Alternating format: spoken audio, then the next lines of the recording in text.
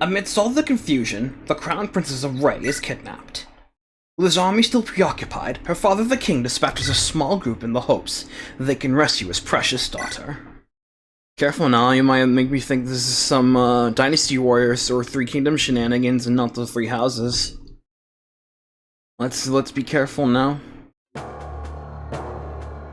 So, one thing that doing all of these ROM hacks that they had to do was try and get better as an artist. I was spriting for like a couple of years before doing the whole ROM hacking thing, and every now and then, and as the years went by, I tried to improve ever so slightly, and I only really started to actually see notable improvements in my sprite quality well after. Into ASDDX's development. And even then, they're still, like, nowhere near the quality of what I can do nowadays, which was like... That was in 2013? Oh, hey, Catherine. Either way, they gave me plenty of opportunities to flex my spreading muscles and art muscles, if you will.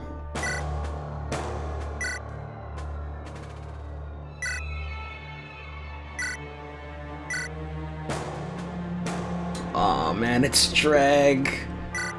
Oh man, it's Dreg. God bless. And Raphael.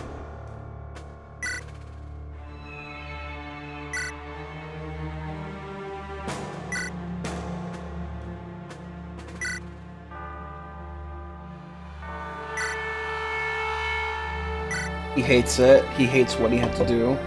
Oh man, I'm ready this time. It's been a few days. Oh shit. It's been a few days since I did the last recording, and now I've come prepared with notes for each character that shows up in this map. At the start of this map, anyway. I don't know if any others spawn. I only played like the first couple turns. But I'm ready. I got notes. And when I have notes, I have all power in this world. I can be a range kid. Boy, oh boy, we got a little village set up here. Nice little nondescript village, and somewhere in Mond, I guess, or Ray. Yeah, in Ray. Grab the enemy. We lose if we die. We lose if we die. So check it. There's Heather and Jessica, Catherine, and Raphael, and they're going up against Big Dreg. Good old Dreg. Good old Dreg.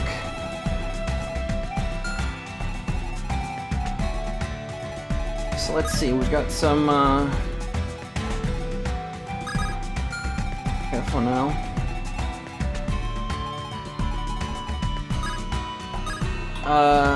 Some archers there. Archers in, Lion Throne have 2-3 range, but they don't have any effective bonuses against flyers. Fortunately, the ladies are fine then. They just need to stay out of their effective range in hopes that they don't get trampled. Speaking of the Lion Throne, the Lex Talionis just saw a small update in between the last recording and this one. Curious that. So let's go over our new crew. There's Anne, a Pegasus Knight. It's as you were. Oh wait, hold on. Let's see, 60 strength. Damn, 60 strength. 25 magic, 50 skill, 50 speed, 55 defense, 45 res, 50 luck, 80 HP. Damn! Front loaded. And on the front load, she has 55 defense growth. Okay. One neat thing about the Lion Talionis engines, where you can check the weapon ranks, you can see how much weapon experience you have on hand, but as a numerical value as opposed to just seeing as a visual representative. And if you know how weapon experience works to get to from one rank to the next, that's a neat little extra. So yeah, Anne, she is probably the second most important person in this party, after Heather. She is Heather's meek and shy best friend, and every bit of her equal in combat. They are quite good at what they do. Pega Knight. As opposed to Pegasus Knight. Maybe it hasn't been properly supported yet. And that's flight. Okay. Flying. Free flying. And was designed before Heather was. Like, I think she was designing around 2005? No, 15, I guess. And she was meant to serve as strictly as the love interest to Josh, homeboy of Sacred Dawn. Damn, Jessica, strong girl.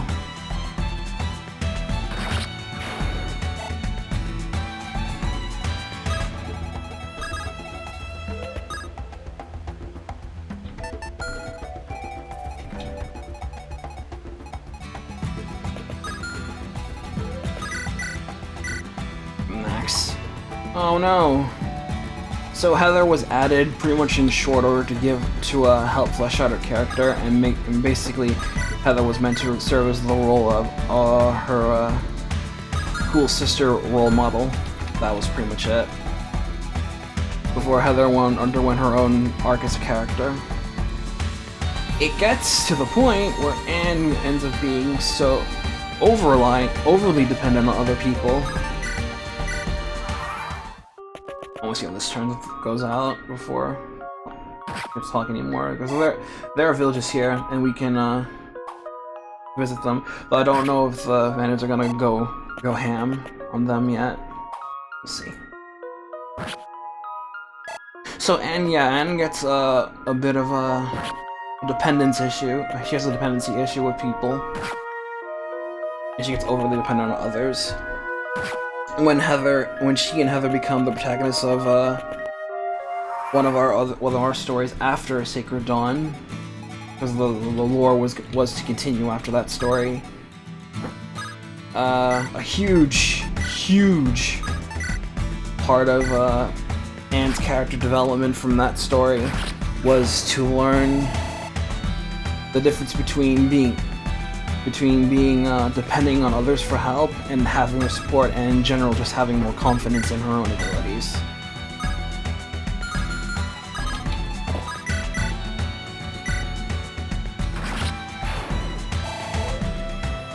Because while she's strong, she doesn't exactly have a lot of self-confidence about her. But she's not a doormat. She's just a little bit submissive. She is probably the nicest character that I've ever created, and currently is like the nicest character, tied with Julie, I think. She's a total sweetheart. Can basically do no wrong.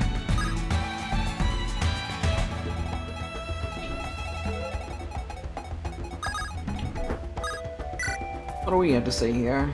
The nerve of that guy. Yeah, the nerve of that drag.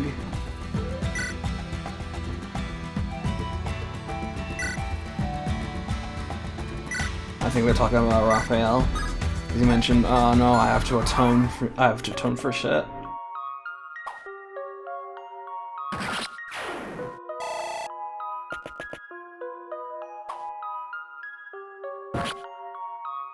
Look at that lance equipped. So Anna's been in 3 or 4 of my ROM hacks. The only one she hasn't appeared in is your side story, because that one only has one original character and it's no one from any other continuity.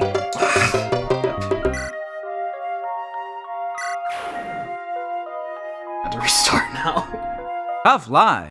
Thing with casual mode is that I can't do a suspense save. You only have a means of doing proper saves, and that's kind of whack, I gotta say. I wish this engine supported separate saves for suspense saves, or just in battle saves like Shadow Dragon does.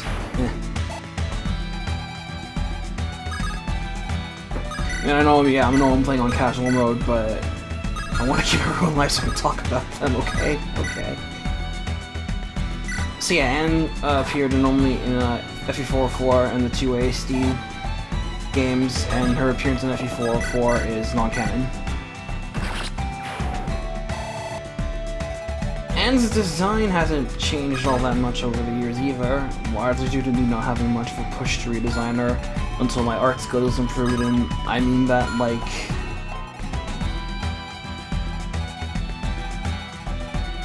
very recently.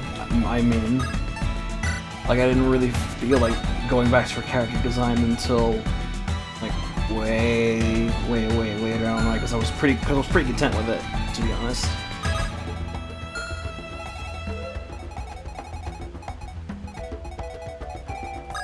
Heather, her weapon puts her in a bad way. It's not a sword.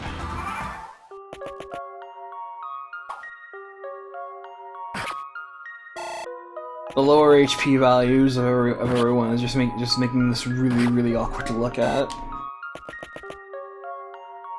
and the fact that, oh nice Raph, hit with the 24. Everyone here except for Raph is supposed to be reasonably fast, but they can't. But them not being able to double.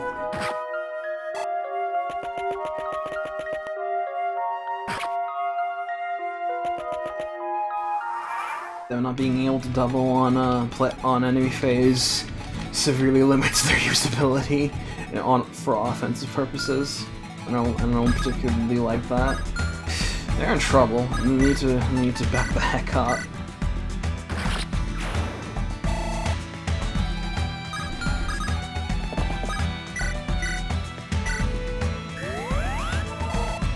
Good girl, Catherine. But Heather's in a lot of trouble.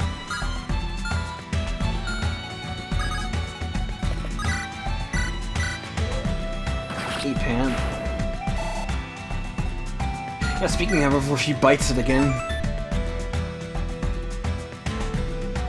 Uh-huh. Oh, yeah, there's a difference between her and Anne.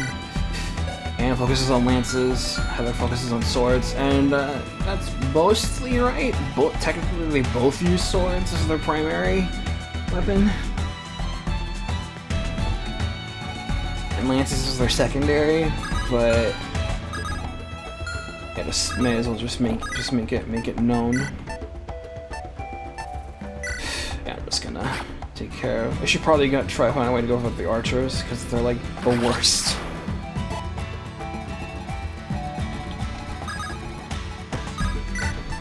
Back up, Heather. Heather's the most important character here by a significant margin. She is a very warm and friendly person, always be able to greet people with a smile. That's kind of her thing. She has a winning smile for ages. Really, she was meant to be nothing more than a ancillary character to Anne's character growth, and she was actually meant to die.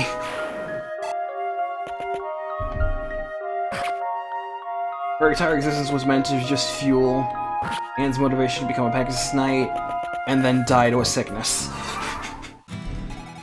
and then I was like, wait, that sucks. I was like, that's honky. It should probably not do that.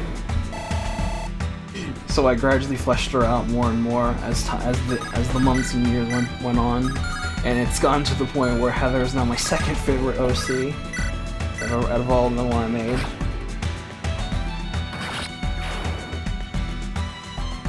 And her and Anne are just now integral parts of their own story now, and that's cool. Always dig that.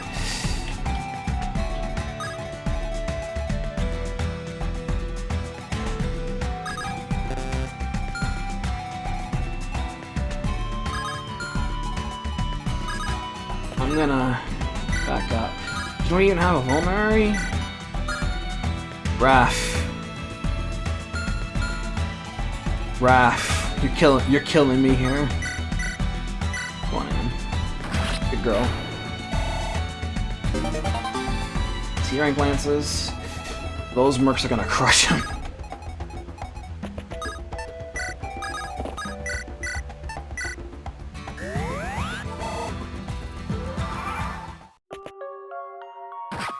So Heather is the daughter of a dude named Alphonse. He is the big shot Draco Knight Ubermensch over in her home country. Large analogy you probably analogy you can think of her is like she's basically like a Pegasus Knight version of Jill, without the racism. She doesn't have to go through any of that. She's just generally a very pleasant person, and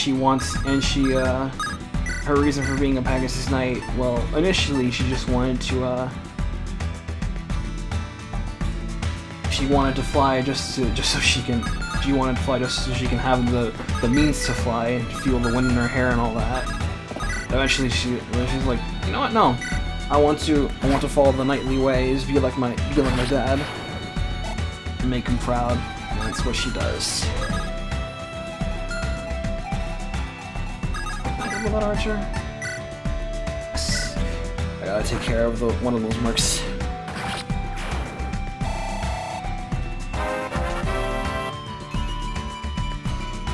Cool. I haven't checked Heather's gross yet. Hey! 45 strength, 35 magic, 60 skill, 60 speed, 30 defense, 50 res, 60 lucky at HP. Yeah, this is more in line with how Heather would be. 60 strength go fun, and it's usually not how I picture her. Because like I said, they're about even. The two girls.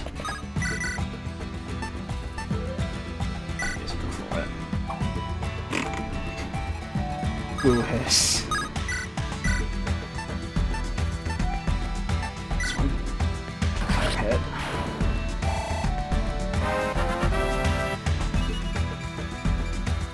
So you notice that they are named Silver Wings. Yes, that is pretty much their analogy to the Arcanine Pegasus sisters.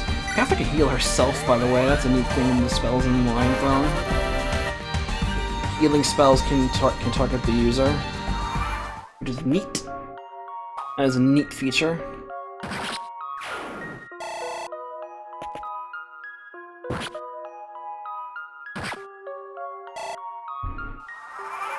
Yeah, Silver Wings, and they function as they're in an academy called the Perseus Silverwing Academy,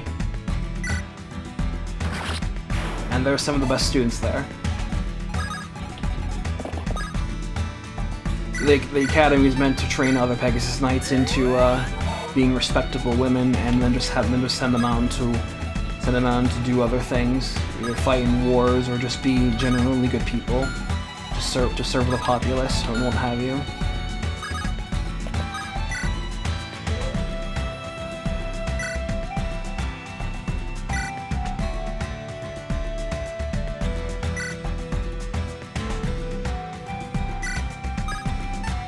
How about that? So she and Anne, as far as the story for Sacred Dawn were concerned, were sent away from this academy to go on the field and just get field experience. Heather is a little bit playful. She likes to sing. She even has her own songstress outfit, and she also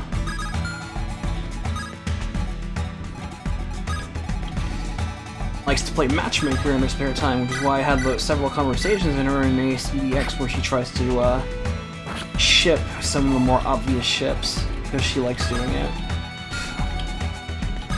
I was pretty heavy-handed with that, but what do you want from me?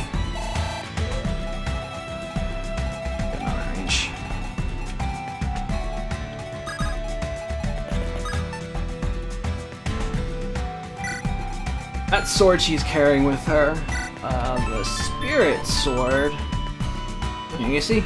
Personal Lance Weaver. Yeah, that's right, given to her by her father. Alphonse found it somewhere in his travels when he was Heather's age. And it has special neat tricks. Its original effect was meant that it was what I originally wanted to do was to make it have weapon triangle advantage over lances and axes. and make it a de facto Dragon Knight killing weapon. But that was pretty hard to implement back in 2010, when GBA ROM hacking tech was not as it is now. So I just settled on making it a Lance Reaver instead.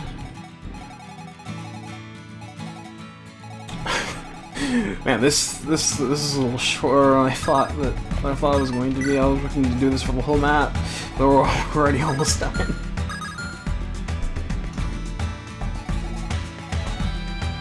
See, I made the Spirit Sword a Reaver weapon to compromise. It is now being a new name in the interim, and is now called the Levitine. Like, and Heather was in the three ROM hacks that I did, FE404, ASD, and DX. And her FE404 appearance is non-canon. And unlike Anne's design, Heather's design pretty much flip-flopped constantly over the years. For a long time, I was never really satisfied with portions of her look. If it wasn't her face, it was her hairstyle. If not for her hair, it was her outfit. And if it wasn't her outfit, it was her earrings. It was... oh boy, it was a mess. I just could not get something to click. Until recently. Her designer was consistent, but nothing truly clicked until my most recent design, like a year ago, probably. And even then, I only just touching it up now, and I'm like, yes, this'll do. This'll do nicely. I wanna beat that archer with Jessica.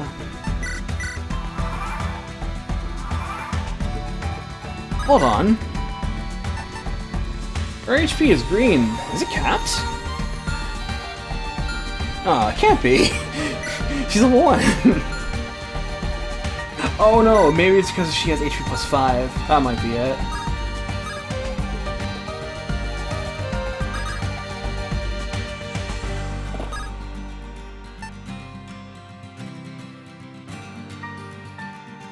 So yeah, all of those art style changes that...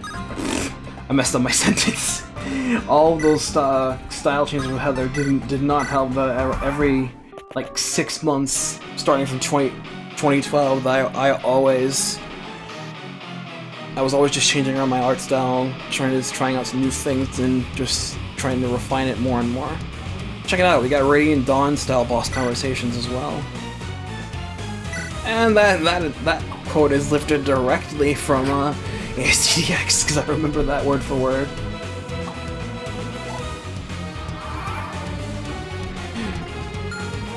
Before he dies, here's Dreg.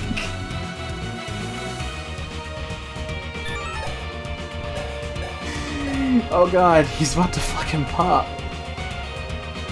So, Dregs' basic MO is, what if I designed a Fist of the North Star type of bandit? That's pretty much it. He's my ideal take on the starter boss. Time for Raphael to cleave with some bitch. Actually, no. It wouldn't be proper. Oh god. So yeah, ideal image for starter boss. Dreg is goofy and repulsive, but otherwise a very real threat. He's kind of a no-nonsense in a world where these types of people aren't common. People like that you see in Fist of the North Star banditry all the time. And he has a name that fits, does not quit too, as he's quite literally one of the dregs of society. His only appearance was in ASCDX, but his legacy lives on today, as his presence is a fairly big motivation for Iris to get gear, become a better knight, as he attempts to raise her village to the ground in their backstory. Well, not in their backstory, it happens in the story as we go now.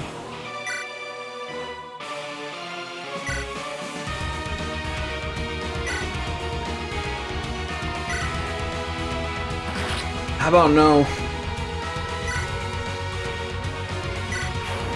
Sorry, you're just the Fist of the North Star type of bandit. Yay, shove! Cheers.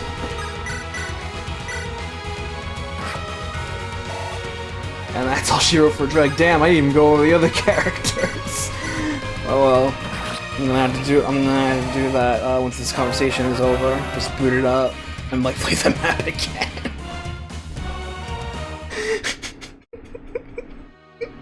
I have too many notes.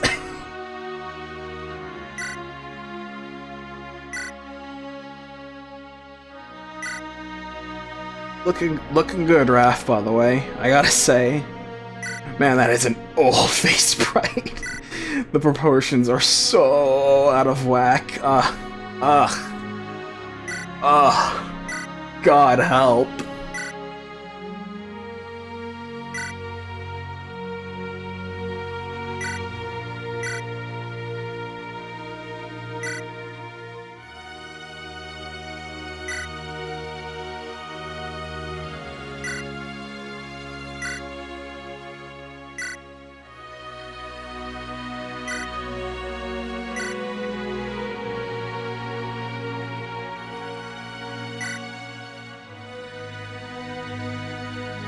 I don't remember much about Raphael's character, just what the notes that I had compiled here. But what he's saying here about being showing for his past sake gels with what I do remember for his backstory. So yeah, this is good. I like that.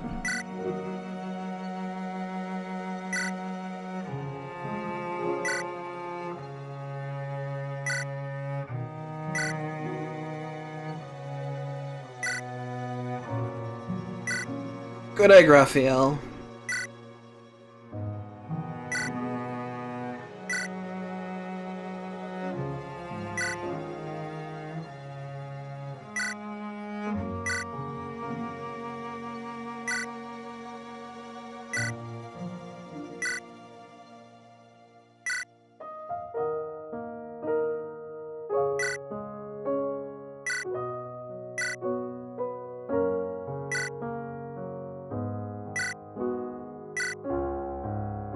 Alright.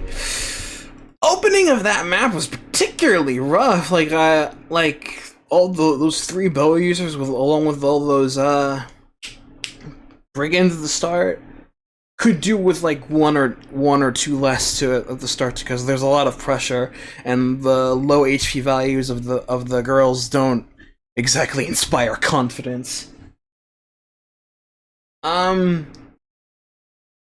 Yeah, that map needed some extra kick. It's decently designed, but needed more.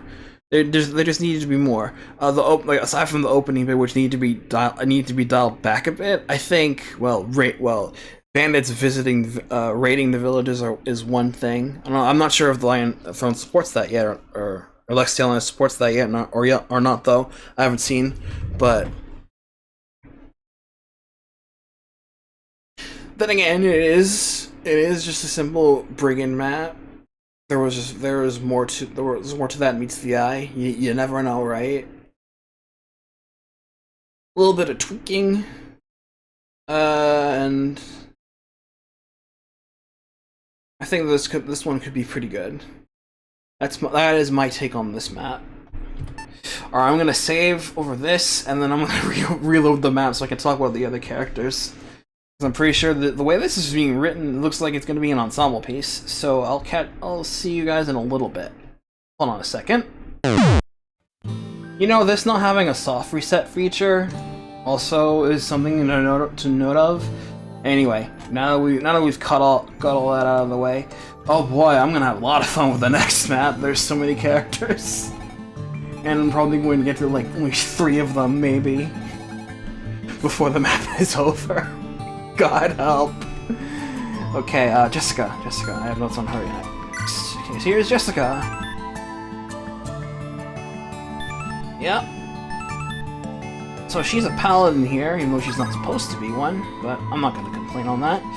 60 strength, 20 magic, 60 skill, 40 speed, 35 defense, 40 res, 40 luck, 85 HP. Kanto, Savior, and HP plus 5.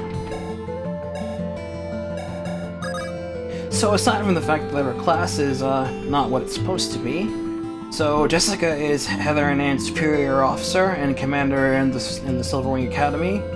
She is one of those firm but fair instructors, always pushing her subordinates forward, but treats them with care and respect, as would a parent.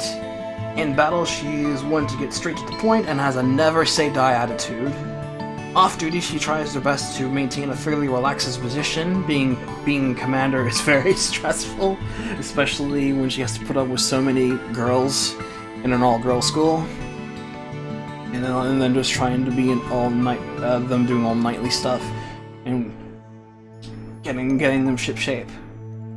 Heather and Anne are often seen chatting with her and being friendly when they're not on the clock. During the story, in which Heather and Anne are protagonists of, she is engaged to be married, and as a useful bit of some random trivia, I had teased the idea in my head that she asks both Heather and Anne to be her bridesmaids for her wedding.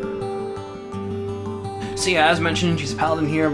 She spawned the Falcon Knight in MK404, and she had Harkin's recruitment conditions, while Anne had Corel's. She was meant to be the third wing of the Silverwings to complete the trifecta for their triangle attack. Marsha ended up taking that place in FE404, and as far as the overall lore of these characters are concerned, she took a step back, while another character, who we're not going to see because I didn't have a chance to introduce her in time for ASCDX, took up that role. Unlike the other two girls, her FE404 appearance is non-canon, although she didn't appear in ASC or DX. She was planned to. Well, she was planned to appear in ASC, but not DX, maybe as a cameo. Jessica's design was just my 17-year-old brain going, try to make a cute but sexy Pegasus Knight, and it sorta worked? The Talionis games had come out by then, and I had a small inkling on how to proceed. After FE404, I never really went back to her until, like, 7 months ago? Somewhere around there. When I did a quick sketch of her face. And a more concrete design of hers will have to come later. Like, I'm still working with the Kings on this one. And yeah, that's Jessica. And there's Catherine. Uh-huh. 15 strength, 60 magic, 50 skill, 55 speed, 30 defense, 70 res, 70 luck, 70 HP. Yeah, that's about right. That's about right. One of the neat things about the magic tomes in base Lex Talionis is that they have small passive effects that they do, or other effects like Glimmer Ward here. Once you get hit by it, the enemy loses like 10 hit for a turn, or like 3 turns or so. And like anima spells give passive bonuses to your stats. And as mentioned, white magic can heal the user as well as target allies. Yeah, Catherine. She's the commander of a mercenary brigade. I don't remember if I gave it a name or not. Appearance-wise, she's sort of my take on characters like Ursula and Selena, but without their quirks or baggage. And no, not that kind of baggage. You fucks. I guess sorta Titania-like in her personality. I don't know. She was originally meant to be Jessica's friend and sister-in-arms, Jessica handling things at the academy, while Catherine was her contact and she would provide the academy's students with odd jobs and the like. She had a subplot involving a man named Bleak, who appears with her in FE404. Their conflict was quite vague, and recalling its contents is hazy, but I think Bleak's motivations were akin to Kalax, him wanting to make it big by any means necessary, which involved him doing more and more unsavory things, ruining the Mercenary Brigade's image and reputation. The two may have been lovers? I don't know. Recently, unlike the Pegasus Knights, Catherine remains in the FE404-esque area of our narrative, which still takes place 20 years prior to when the Pegasus Knights would be relevant. As such, they wouldn't be able to coexist in the same manner as they did previously in FE404. Catherine's design was very much one and done.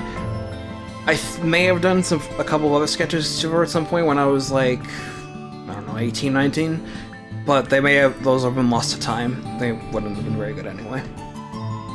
I didn't really have much to say to her because she was just kind of there, other just to be the replacement to Nana in MK404 in case she got botched, which shouldn't happen. I made the roast in that. That game fucking massive. And lastly, Raphael. Interesting that. Former bandit, this fighter here.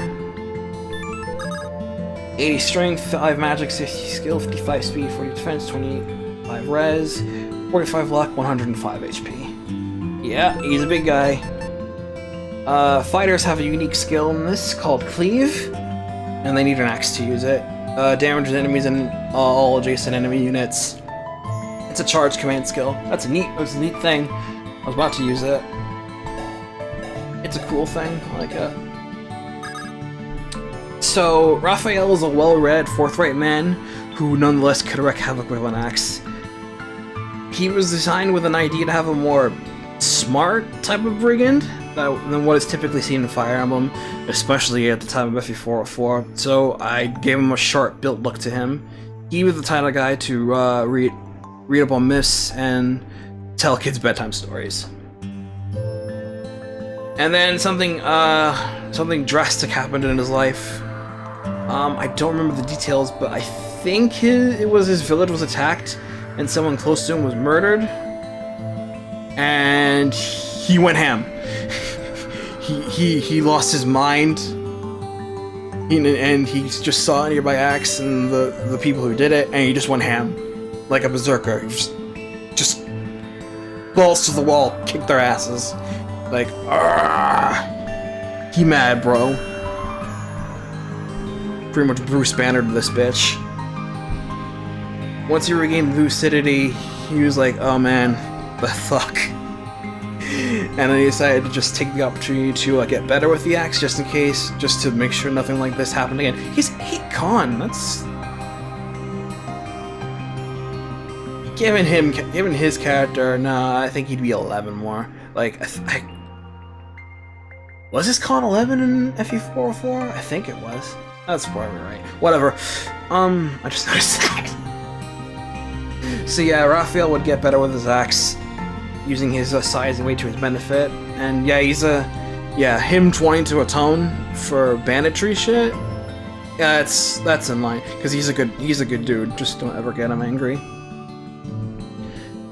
So I excluded Hector from FE404 as a unit. He's there as a cameo still, but otherwise he's not a playable character in that ROM hack.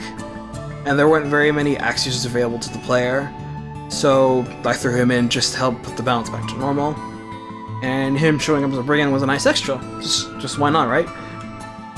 Although since then he hasn't made any appearances and was largely abandoned as a character. Although Josh, knowing him, he's going to swiftly correct this. Raphael's design was also very much one and done. After FE404, I never really looked back. Like, I look at this face probably and just go, oof, oof. And whenever I needed a brigand character, I would use one of Josh's OCs instead.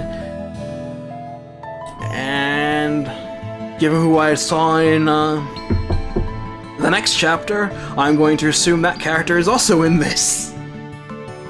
Because that character was also in ASD and DX. There.